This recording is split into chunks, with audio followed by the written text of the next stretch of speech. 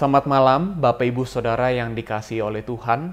Kita bersyukur kita sekali lagi boleh diperlengkapi oleh Tuhan untuk mempersiapkan hati dan pikiran kita di masa menjelang Jumat Agung dan Paskah ini. Dan secara khusus pada malam ini kita akan kembali merenungkan akan panggilan daripada Tuhan, yaitu panggilan untuk bertobat kepada Dia. Karena itu Bapak Ibu Saudara, mari kita sama-sama memulai di dalam doa. Kita berdoa. Tuhan Yesus, terima kasih untuk anugerah-Mu selama satu hari ini. Mungkin kami ada yang sudah selesai melakukan kegiatan, tetapi mungkin beberapa dari kami masih ada yang cukup sibuk dengan berbagai hal. Maka kami berdoa, Tuhan, kiranya Engkau yang memampukan kami untuk menjadikan perenungan pada malam ini sebagai perenungan yang mempersiapkan hati dan pikiran kami menyongsong Jumat Agung dan Paskah pada minggu ini.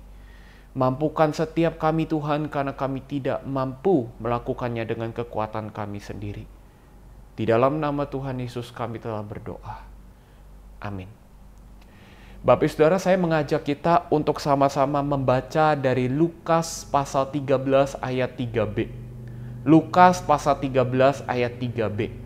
Kita boleh membukanya dari Alkitab fisik kita atau mungkin dari Alkitab digital yang ada di HP kita. Lukas pasal 13 ayat 3b. Saya akan bacakan bagi Bapak Ibu Saudara sekalian. Tetapi jikalau kamu tidak bertobat, kamu semua akan binasa atas cara demikian. Bapak Ibu Saudara, salah satu seruan yang seringkali didengungkan di dalam Alkitab itu adalah seruan akan pertobatan. Karena ada begitu banyak tokoh dari perjanjian lama sampai perjanjian baru yang melakukan hal ini. Dan ini disampaikan bukan hanya kepada orang yang percaya, tetapi juga yang tidak percaya. Dan salah satu tokohnya kita kenal dengan nama Yesus Kristus. Karena dari pembacaan kita yang tadi, kita bisa melihat bagaimana Yesus itu juga menyuarakan pertobatan. Tetapi Bapak Ibu Saudara, ketika kita melihat ke dalam bahasa aslinya, ternyata pertobatan yang Yesus maksudkan di sini bukan hanya pertobatan yang di tahap menyesal. Enggak, bukan cuma sekedar menyesal, tetapi ada sebuah radical inner change, ada sebuah perubahan radikal yang terjadi di dalam diri kita. Dan kita tahu bahwa itu dikerjakan oleh kuasa ilahi, dikerjakan oleh Yesus sendiri. Sehingga Bapak Ibu Saudara, pertobatan yang Yesus maksud itu bukan pertobatan seperti orang Farisi yang hanya sekedar jadi topeng, bukan sekedar menjadi kamuflase yang dilihat oleh orang lain dan orang lain bisa bilang, wah kamu tuh berubah banget ya hidupnya, kamu tuh rohani banget ya, enggak yang seperti itu. Tetapi sebuah perubahan yang datang itu dari dalam diri kita, yang datangnya dari Tuhan sendiri, sehingga pertobatannya itu bersifat otentik. Dan Bapak Ibu Saudara, mungkin saya juga rindu untuk mengutip perkataan daripada Guru Injil Julius di dalam khotbahnya pada tanggal 23 Maret kemarin. Dan Guru Injil Julius juga menjelaskan bahwa pertobatan ini bisa digambarkan seperti perputaran 180 derajat. Jadi kalau yang dari awalnya kita bergerak ke arah kiri, di mana kita itu bergerak ke arah yang Tuhan tidak kehendaki, sekarang karena ada radical inner change, karena ada campur tangan Tuhan di dalamnya, kita berbalik, kita berjalan ke arah kanan, dan kita itu berjalan ke arah yang Tuhan kehendaki. Dan kita tahu yang memampukan kita untuk melakukan itu adalah Tuhan sendiri. Bahkan menariknya Bapak Ibu Saudara, kalau kita teliti lebih dalam lagi, ternyata kata pertobatan yang Yesus berikan di sini itu bukan pertobatan yang hanya dilakukan satu kali seumur hidup. Oh tidak Bapak Ibu Saudara, tapi ini dilakukan bahkan dalam tahap yang berkala. Yang artinya Bapak Ibu Saudara, memang pertobatan yang Yesus maksudkan di sini adalah sebuah proses. Proses di mana kita terus-menerus belajar untuk mengikis, bahkan meninggalkan dosa-dosa yang sering kita lakukan dalam kehidupan sehari-hari. Sehingga Bapak Ibu Saudara, di sini kita menjadi mengerti satu hal yang penting.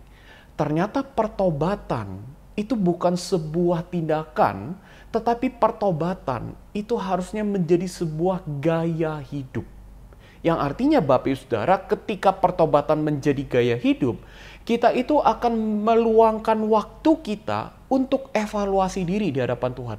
Jadi kita akan berdiam diri di hadapan Tuhan, kita akan memikirkan kehidupan kita dari pagi sampai dengan malam ini. Kita akan pikirkan lebih banyak mana yang kita lakukan. Apakah dosa atau justru kita melakukan firman Tuhan. Dan kalau kita menemukan ternyata kita lebih banyak melakukan dosa, kita masih banyak mengecewakan Tuhan, maka kita akan memohon ampun kepada Tuhan. Bukan sekedar menyesali, tapi kita memohon ampun kepada Tuhan. Kita mohon anugerah yang berasal daripada Tuhan. Bahkan kita mohon kiranya Tuhan yang memampukan kita, setelah itu kita bisa belajar hidup sesuai dengan kehendak Tuhan. Itu yang dimaksud dengan pertobatan menjadi gaya hidup kita.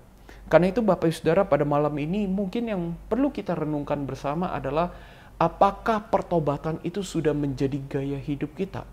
Atau jangan-jangan pertobatan itu hanya sebuah tindakan ritual yang kita lakukan 1 minggu sekali di kebaktian umum. Jangan-jangan Bapak Ibu Saudara, selama ini kalau kita datang kepada Tuhan, kita ternyata datang kepada Tuhan hanya untuk request. Minta ini, minta itu, pengen ini, pengen itu. Karena kita merasa inilah yang menjadi kebutuhan hidup kita. Tapi kita lupa, ternyata Tuhan juga rindu ketika kita datang kepada Dia. Ketika kita meluangkan waktu untuk Dia, kita itu juga bertobat kepada Dia. Karena itu Bapak Ibu Saudara, saya juga mengerti bahwa pertobatan menjadi sebuah lifestyle, sebagai sebuah gaya hidup, itu tidak mudah. Karena ini sama seperti kita diminta untuk dalam tanda kutip telanjang di hadapan Tuhan, dan memberikan ruang bagi Tuhan itu untuk mengoreksi kita, merombak hidup kita. Dan kita tahu bahwa tidak ada orang yang suka untuk berada di posisi seperti itu, bukan? Tapi Bapak Saudara, bukankah itu yang menjadi persembahan yang Tuhan tunggu, yang Tuhan nantikan untuk kita berikan kepada Dia di masa menjelang Jumat Agung dan Paskah ini? Maka biarlah Bapak Saudara, renungan ini boleh menghantarkan kita, mempersiapkan hati dan pikiran kita untuk menyongsong Jumat Agung dan Paskah pada minggu ini. Mari kita sama-sama berdoa di hadapan Tuhan.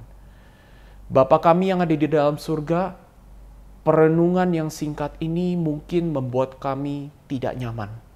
Karena kami ternyata baru saja disadarkan lagi bahwa pertobatan itu harusnya menjadi gaya hidup kami. Tapi Tuhan, di tengah ketidaknyamanan itu, kami memohon, mampukan, kuatkan kami Tuhan, agar kami dapat melakukan firman-Mu. Karena pada akhirnya, hidup kami hanya berdasarkan oleh anugerah yang berasal daripada-Mu. Terima kasih Tuhan. Di dalam nama Tuhan Yesus kami berdoa. Amin.